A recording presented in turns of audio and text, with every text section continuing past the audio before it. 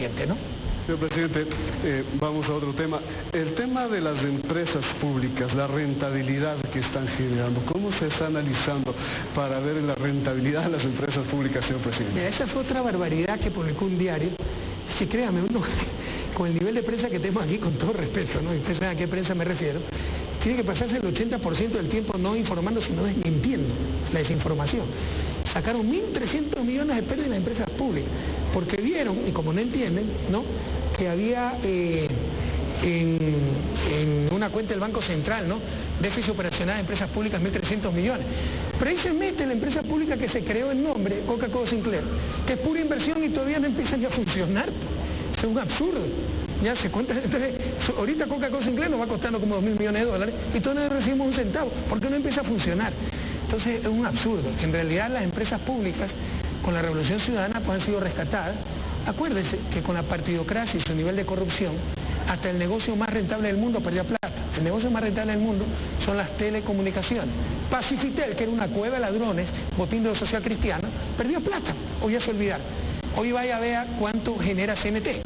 Aunque puede generar más, yo creo, pero creo que sus últimos utilidades fueron 160, 200 millones de dólares. Vaya a ver cuánto genera Flopec, vaya a ver cuánto genera Selex, Enel, etc. Entonces hay empresas muy rentables, pero obviamente hay algunas que tienen problemas que siempre tuvieron, como TAME, ¿no? Petroecuador, Petroamazonas, pues vaya a ver cuántas a nivel mundial. Cuántas empresas petroleras están quebrando, tienen déficits gigantescos, entonces ellos tienen problemas operacionales, pero en general les puedo decir que las empresas públicas están funcionando bastante bien, pero obviamente hay problemas en algunas y esos problemas los estamos tratando de resolver. Señor presidente, el hecho es de que usted mencionaba también, prácticamente se dejó de operar a los aeropuertos de Macas y Tena por estas circunstancias y mucho se habló de la renuncia de la ingeniera Carvajal a TAME. ¿Hay alguna manera en que se pueda solventar el sistema de transporte aéreo entre estas dos ciudades que era subvencionado? Básicamente no pagábamos el pasaje completo, presidente. Eso era la verdad. Te lo he dicho, César, era subvencionado, eso se llama subsidio, ese es el gasto público. Hable pues a los que tanto critican el gasto público para poder seguir sosteniendo esas líneas. Porque hemos tenido que recortar esos subsidios, o sea, cuando había mayor liquidez, mayor bonanza, tratamos de fomentar esas rutas y fueron buenas decisiones. Pero obviamente, ya cuando hay más dificultades, cuando tenemos tremendo ataque excesivo gasto público, habrá que cortar pues ciertos subsidios. Y decidimos cortar el subsidio de esa ruta, con lo cual TAME ya no puede operar, porque si cobra el valor real del pasaje, pues fuera inalcanzable. Pero también es cierto es correcto decir, primero que de eso venía gran parte del déficit de TAME, pero es una mala contabilización. Porque siempre se les dijo, vuelen esas rutas que no son rentables, pero nosotros cubrimos el subsidio y nunca nos facturaron el subsidio. Y eso agranda el déficit de TAM. Pero ahí hay una exageración, no es mala gestión, sino que nosotros le pedimos volar a eso y pagábamos como gobierno, pero no nos facturaron. Y por ahí sí puede venir la mala gestión en que no nos facturaron, ¿no? Y segundo, también es cierto pues que viajaban 20 pasajeros por día. Entonces, le insisto, o sea, toda ruta ha empezado así, con un apoyo hasta que se genere una cultura de viaje en avión, la costumbre, etcétera.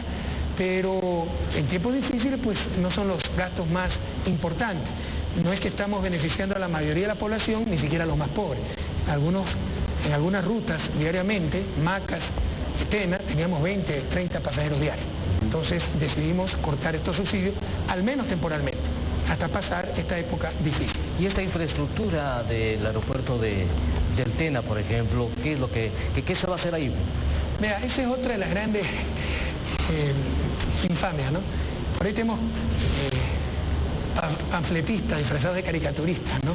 Pasquines disfrazados de caricatura, que acá rato los elefantes blancos, la revolución, y pasarán a la colección de ridículos de la historia, porque de acuerdo a estos panfletistas, un elefante blanco es Yachay. Yachay, la gran esperanza de este país, un éxito total, ¿no? Es reconocida a nivel mundial. UNASUR, ya mismo tenemos la próxima cumbre de UNASUR, porque ya no se la hace en Montevideo, la presencia tiene en Montevideo, sino que como la hace Quito, se va a hacer la cumbre acá. Entonces pasará como los grandes ridículos de la historia. Bueno, como no tienen que decir, uno de los elefantes blancos de la revolución es humano, y se olvida que ese fue un aeropuerto ofrecido por Gutiérrez.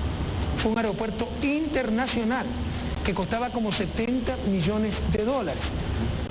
Cuando llegamos al gobierno había tanta desesperanza en el pueblo ecuatoriano que dijimos vamos a cumplir con todo lo que se les ofreció, así nos lo habíamos ofrecido nosotros, y lo hemos hecho. Troncal Amazónica, Parque Binacional biprovincial en Orellana Sucumbíos, aeropuerto del Tena. Redimensionamos el aeropuerto, 26 millones de dólares. Lastimosamente, hasta donde recuerdo, tuvimos que cambiar el terreno, se gastó mucho en relleno, bueno, costó como 40 millones de dólares, pero eso fue un compromiso del gobierno de Gutiérrez, era un compromiso por el doble, ¿no? Se hizo el aeropuerto, se trató de darle actividad con estos vuelos de TAM. Hay que reducir gastos ante las épocas de vaca flaca.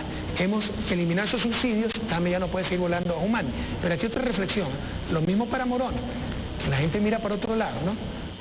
Chumpí, ¿no? Lea la Constitución, el fomento productivo de la provincia, fomento turístico, es responsabilidad del gobierno provincial. Nosotros hacemos una infraestructura, pero quieren que traigamos los charters, los vuelos. Eso ya es responsabilidad del gobierno provincial, eso es responsabilidad de las fuerzas vivas de la provincia, de las cámaras de turismo, etcétera. Yo también les pido un poco ser proactivos, ¿no? Pero en todo caso, volviendo a Humán, ese aeropuerto nos va a servir para pasar la base, esto está planificado, el problema es que cuesta, ¿no? La base de la FAI que está en Tena, que está en deplorables condiciones, a Humandi, y la aviación de la Fuerza Terrestre que está en Shell, cruzándose con las avionetas. De ahí salió la Arabá, detuvo el HN, cruzándose con las avionetas porque Shell es el corazón, la interconexión de las avionetas para los vuelos amazónicos. Entonces la idea es pasar también, ese aeropuerto está congestionadísimo, no solo congestionado, la Fuerza Terrestre, la aviación de la Fuerza Terrestre de Shell a Humandi, y Humandi tendrá un adecuado nivel de utilización sin excluir la parte civil. Pero le insisto, eso no es tarea solo del gobierno, sino también del gobierno provincial, de las fuerzas vivas de cada provincia.